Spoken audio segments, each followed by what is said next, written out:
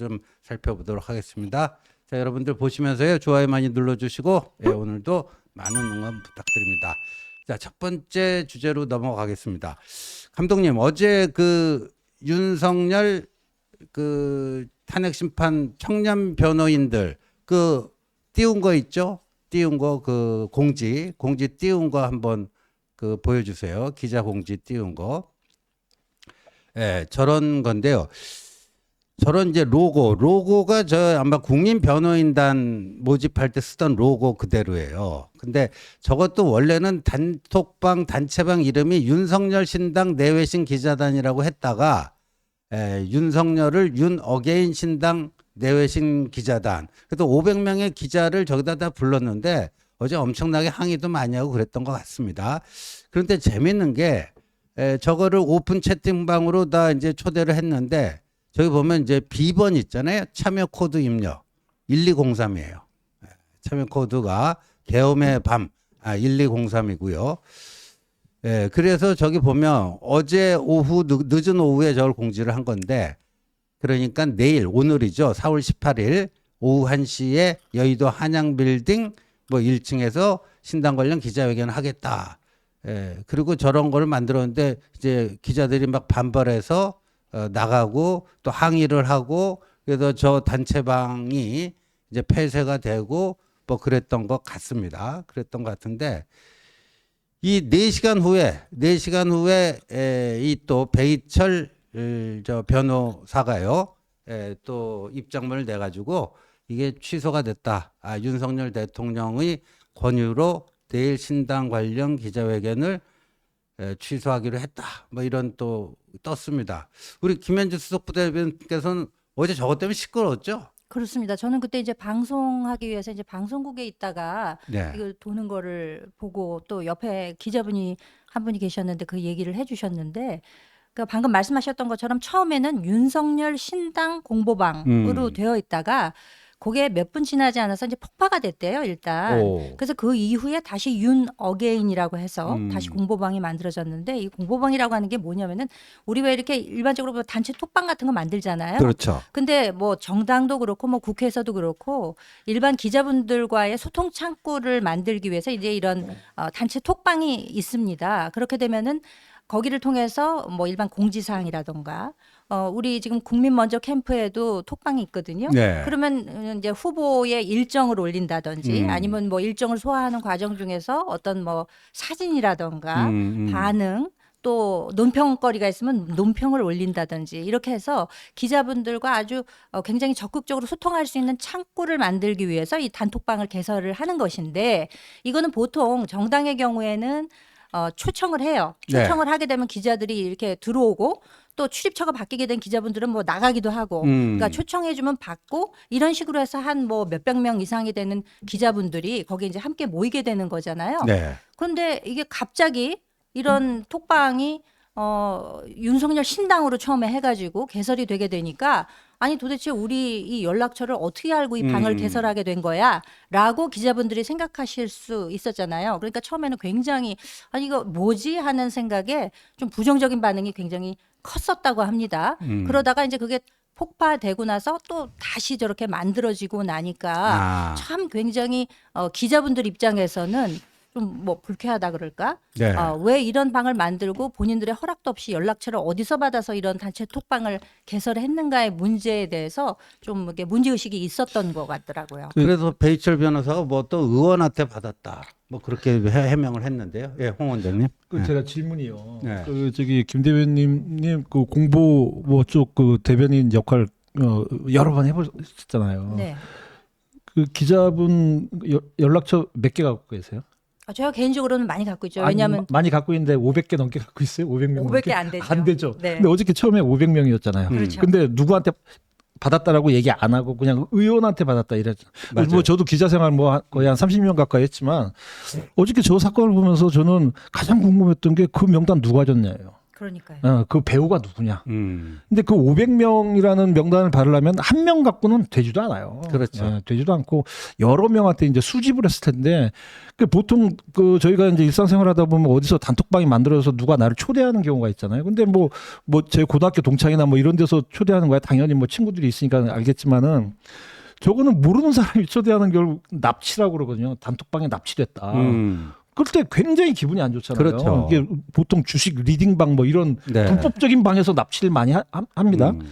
이게 도대체 저거에 대한 배우가 누군지가 사실 이번 사건에서 굉장히 관심 가는 부분이에요.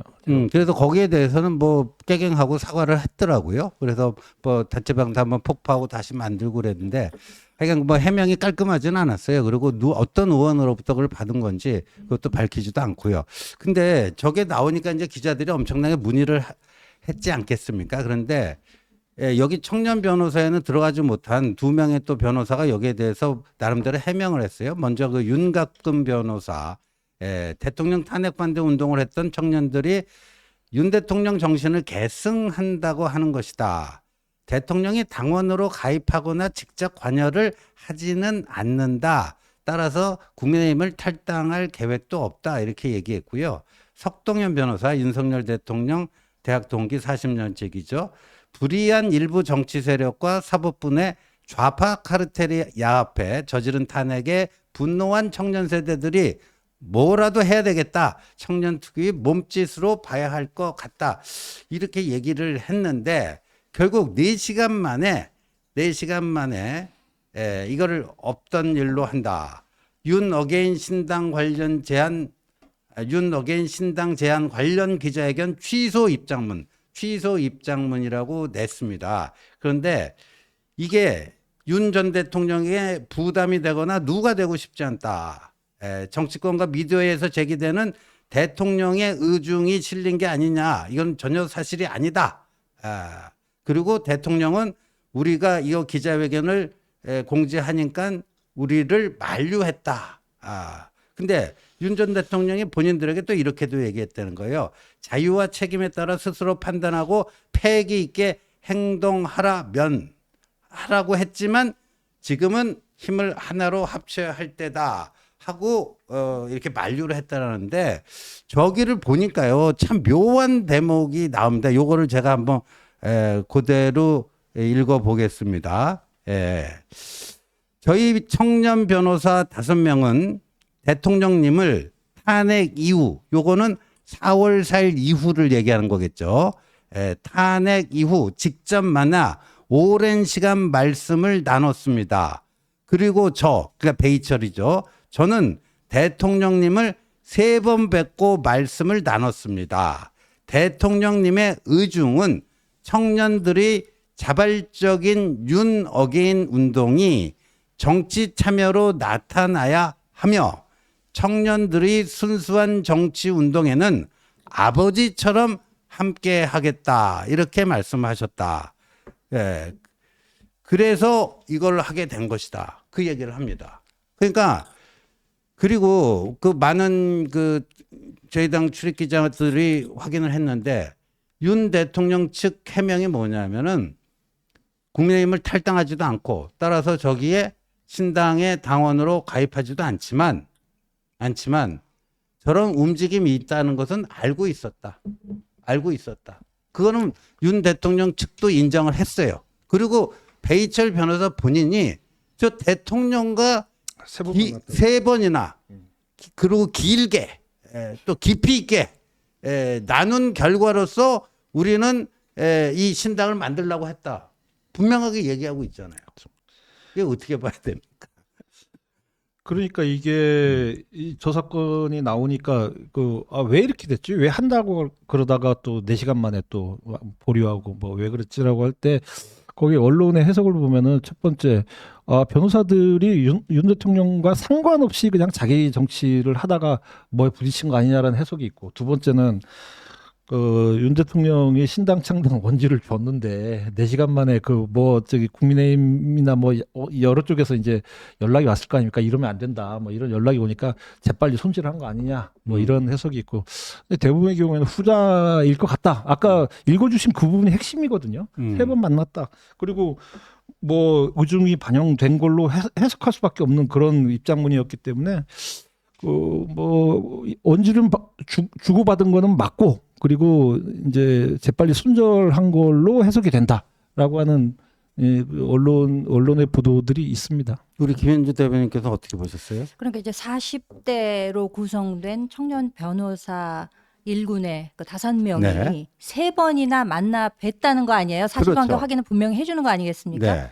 그러니까 대통령님을 전에 관저가 됐건 네. 사저가 됐건 알 수는 없습니다만 가서 만나 뵙기만 하면 무슨 일이 생기는 것 같아요. 지금 요번에 그 대선 출마를 선언한 분들 중에도 대통령을 만나 뵙고 왔더니 충성심을 제일 강조하시더라라는 분도 있었고, 그랬죠. 대통령께서 먼저 전화를 해서 만나기는 했다, 내지는 전화를 했다, 그렇기 때문에 나는 대선 출마한다, 요런 형식으로 이렇게 진행되는 분도 있었지 않습니까? 네. 그러니까 대통령에게 어떤 소통을 하고 나면은 이런 결과가 꼭 나오는 것인가 하는 그런 의문도 들고, 그리고 청년들의 자발적인 윤어게인 운동이 정치 참여로 나타나야 하며, 네. 이거는 당위의 문제 아니겠습니까? 그렇죠, 반드시 당위. 정치 참여가 돼야 한다라는 주장인 네. 것이고, 만약에 그렇게 된다면은 나는 아버지처럼 함께하겠다, 이렇게 얘기를 했단 말이죠. 네. 이게 아버지라고 하면은 사실 국민의힘에서 그동안 아주 지겨울 정도로 저 네. 민주당을 향해서 이재명 아버지, 그 얘기를 네. 너무나 여러 차례 했었는데 네. 여기에서까지 꼭 아버지로 네. 초대가 되셨어야 하나, 이런 생각도 들 뿐더러, 아니 지금 사실상 당이 그 배출한 대통령께서 탄핵이 되는 마당에 참 손발에 모래주머니를 차고 단기 레이스를 뛰어야 되는 이 어려운 국민의힘의 입장을 생각한다면은, 네. 아니 지금 이러한 평지풍파를 일으킬 수 있는 것이냐. 더군다나 어저께 경선 레이스가 이제 처음으로 시작됐잖아요. 그렇죠. 그 중요한 순간에 마치 아버지처럼 뒤를 봐주시면서 어떤 새로운 정치 세력을 출몰시켜서 이 보수 진영 안 그래도 쪼개져 있는데 거기다가 더 그냥 바람을 일으키겠다, 이런 식으로밖에 해석이 안 되기 때문에 도대체 이게 무슨 의도인가. 그러니까 오죽하면 국민의힘 고위 관계자가 환장하겠다라는 표현을 썼다는 거 아니겠습니까? 그러니까요. 정말 의도도 모르겠고 도대체 왜 이런 행보가 나오는 것인지 참 안타깝습니다. 그래서 저는 저 부분이 굉장히 중요해요. 3번 만나서 깊이 있게 대화를 나눴고, 윤 대통령도 청년들의 자발적 정치 운동 반드시 있어야 되고 내가 아버지 역할을 해주겠다, 이렇게까지 약조를 했기 때문에 그 신당 관련 기자회견을 하겠다고 어제 공지를 한 거고, 그렇죠. 그건 사전에 윤 대통령도 익히 알고 있었던 바고, 네. 그래서 가라, 고 사인을 내준 거예요. 그래갖고 어제 그 공지를 했는데 그 이후 막 긴박하게 돌아가는 상황이 예상했던 거하고 다른 거예요. 그렇죠. 저는 이게 단연간 이제 윤 대통령께서 어떤 의사결정하고 그 이후에 또 번복하고 이런 것들을 다양한 케이스를 좀 접해봤는데, 이 어떤 기획을 할 때 치밀하고 정교하게 기획을 하지는 않습니다. 약간 그 분위기, 이 감정 이런 걸로 딱 하는데 즉흥적. 약간 그런 게 있어요. 근데 딱 질러놓고 보니까 예상치 못했던 여러 가지 반발, 반응 이런 게 나오면 없었던 일로 싹 또 바꾸고 이런 건데, 보니까요 어제 난리가 난 거예요. 그 지금 말씀하신 것처럼 그 채널에 이렇게 얘기했더라고요. 당 지도부 고위 관계자, 당 망치려고 환장했냐. 당 망치려고 환장했냐. 한 중진 의원은 이재명 선거운동 해주려고 그러냐. 이 정도면 윤통이 국민의힘 배신하는 거 아니냐. 그렇죠. 그러니까 민주당 측에서는 오히려 이거에 대해서 어떤 논평이 나올 만도 한데, 네. 그냥 이렇게 입 가리고 자기네들끼리는 아마 웃고 있었을지도 모르겠어요. 이게 웬 웬 떡이냐 음. 이렇게 생각하지 않았겠습니까? 음. 안 그래도 무슨 뭐 전생에 뭐 이재명 대표의 무슨 뭐 수해를 입어서 이번 생에서 이걸 갚아주는 것이 아니냐라는 정도의 논평이 나올 정도로 윤 대통령이 그야말로 그 이재명 대표에게 무슨 정권을 헌납하지 하려는 의도가 없다면은 이런 계엄을 선포했겠느냐라는 그런 말이 나오는 마당에 아니 지금 이제 막 어떻게든 추스려 가지고 다시금 일어서 보려고 하는 국민의힘에 그 무슨 찬물을 끼얹어도 분수가 있는 것이지 어떻게 저런 일이 딱 마침 어제 일어났단 말이죠. 그렇죠. 그러니까 방금 전에 말씀하셨다시피 좀 이런 즉흥적인 경향성이 윤 대통령한테 있었지 않나라는 생각도 들고 사실상 지난 20대 대선 때도 좋아 빠르게 가 이거를 맞아요. 구호로 썼었잖아요. 예. 그걸 잘못 썼던 게 아닌가라는 생각이 들 정도로 그리고 심지어는 윤 대통령이 그 헌법재판소 변론에서도 2시간 만에 끝나는 이런 뭐 계엄이 어디 있느냐. 그래서 요즘번에 형사재판에서는 뭐 메시지성 계엄이었다라는 그렇죠. 말씀을 하셨는데 그에 대해서 또 홍준표 후보 같은 경우에는 그게 뭐 해프닝에 불과하다 이렇게 평가를 하지 않았습니까? 근데 어제도 그러면은 이게 4시간 만에 끝났으니까 그냥 해프닝이었던 것인가? 이거 정말 당에 대해서는 뭐 해당 행위라는 표현도 약할 정도로 참 이런 식으로 앞으로 모든 국면이 펼쳐진다면 또 뭔가 또 충격적인 일이 벌어지면 어떻게 하나 하는 걱정이 너무너무 앞섭니다. 그래서 그 나온 반응이 유정복 참 후보 인천시장이 필요하면 탈당 검토해야 된다 그러는데 이제 오늘 안철수 후보가 저걸 세게 치고 나왔어요. 반드시 탈당해야 된다. 세게 치고 나왔는데 근데 홍준표 후보가 참 재밌어요. 그거 반대하면서 무슨 시체에 또 난도질을 하려고 그러냐. 뭐 부관 참시하려고 그러는 거냐. 근데 저는 저 말이 참 재밌었어요. 윤석열 전 대통령 시체 취급하잖아요. 네? 윤석열 전 대통령 시체. 저는 윤 전 대통령이 언어 감각이 있다면 저 홍준표 말에 더 열받을 것 같아요. 그렇죠. 네. 그렇죠. 네. 나를 시체 취급하네. 네. 시체에 뭐 난도질 하지 말자. 근데 김문수 후보는 유보적인 태도고 오늘 한동훈 후보는 그 11시 30분에 그 조경태 최재형 공동선대위원장 그 거기서 질문을 받고는 네.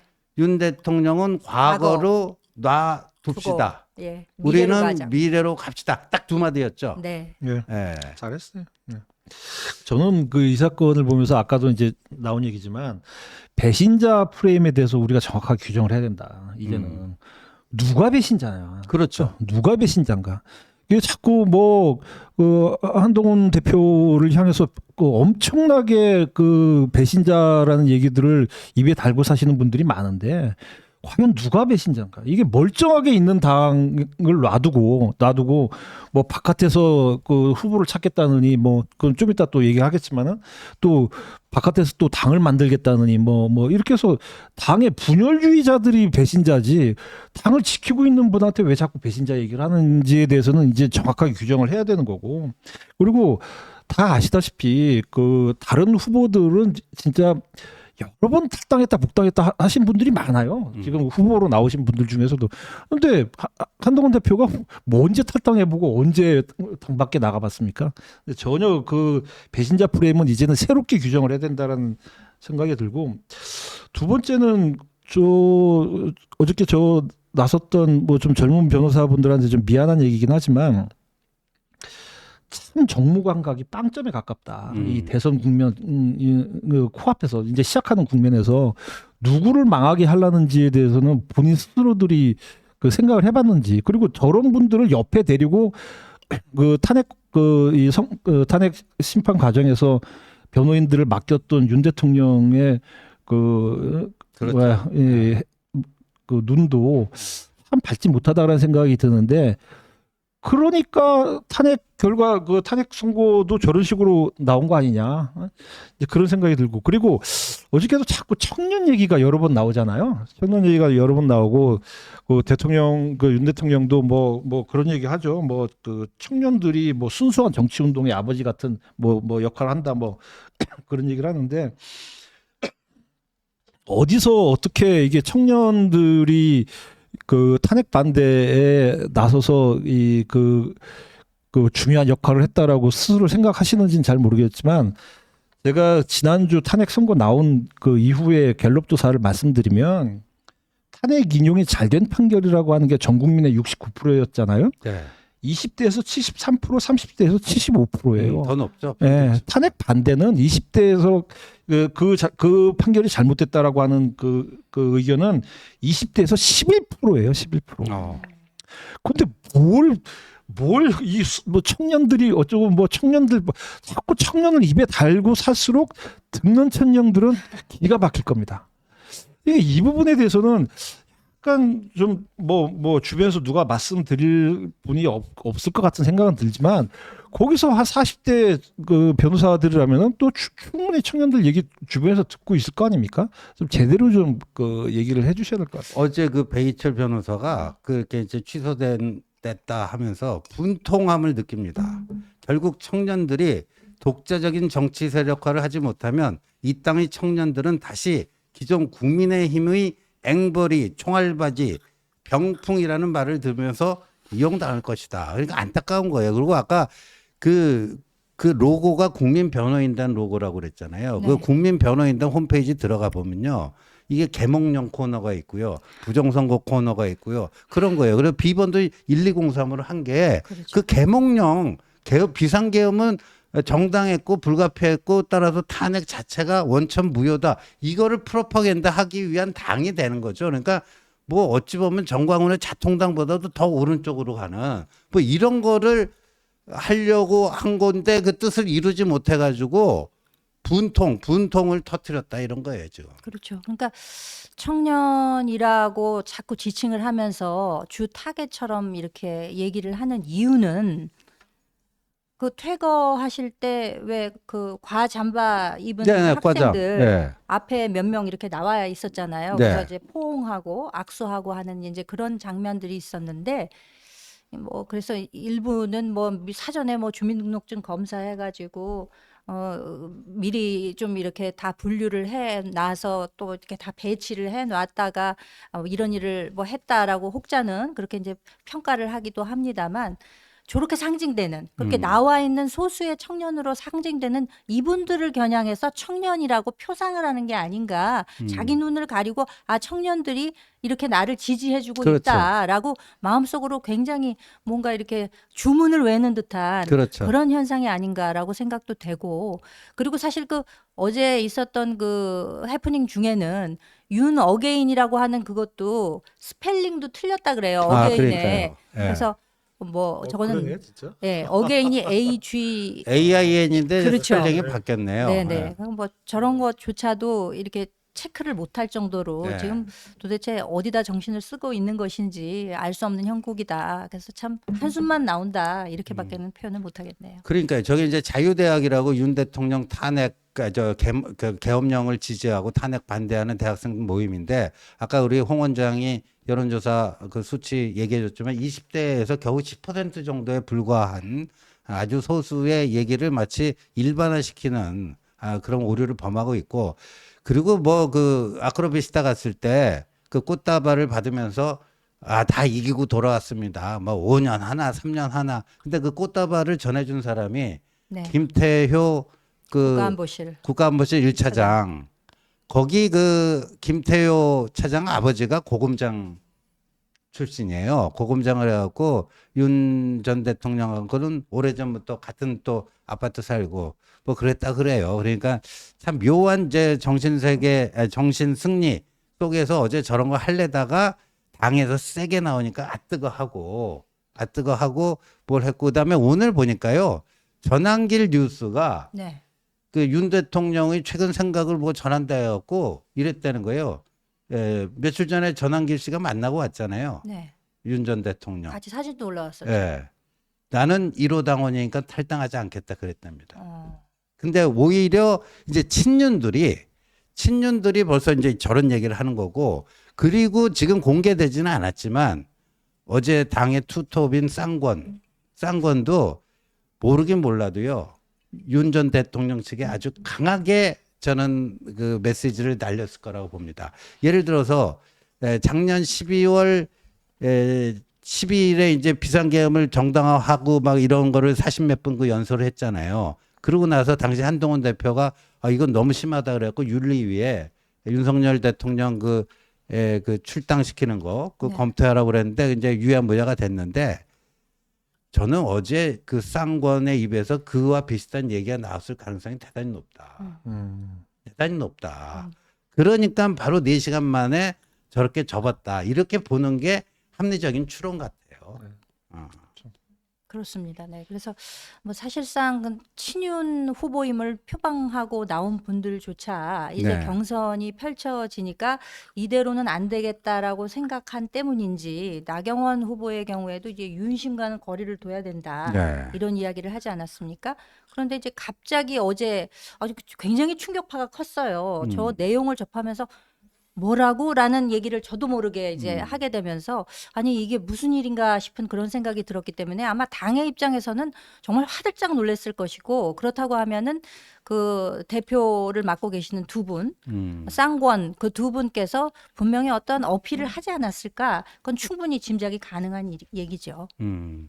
그런데 홍 원장님 이제 이렇게 되면은 윤심이 작용할 룸은 윤심이 이제 경선에 작용할 룸은 점점 줄어드는 거 아닙니까?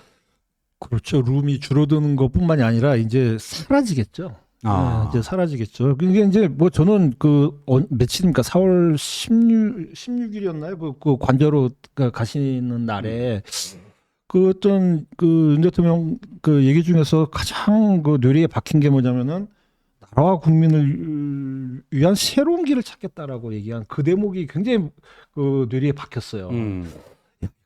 가만히 계시진 않겠구나. 근데 이제 드디어 새길 찾기에 뭔가의 모습을 어저께 보여줬단 말이죠. 그렇죠. 예. 그게 새길이에요. 새길 찾기였단 말이죠. 근데 그 과정에서 관저에 계실 때 나경원 의원 관저 가서 1시간 동안 독대했다고 나와서 얘기했어요. 네. 그리고 그 이철우 그 지사는 뭐 충성심 중요하다 어쩌고 뭐 만났더니 뭐 그런 얘기 하더라. 그리고 또 김문수 장관도 전화로 대선 출마 보고 뭐 얘기 전했다 자기가. 그리고 뭐 지금까지 뭐 저희 홍준표 지사는 뭐 두말 할 것도 없죠. 뭐 아까도 얘기했지만 해프닝이다 어쩌다. 이분들이 지금까지 윤 대통령의 세길 찾기를 도와주고 있지 않았나.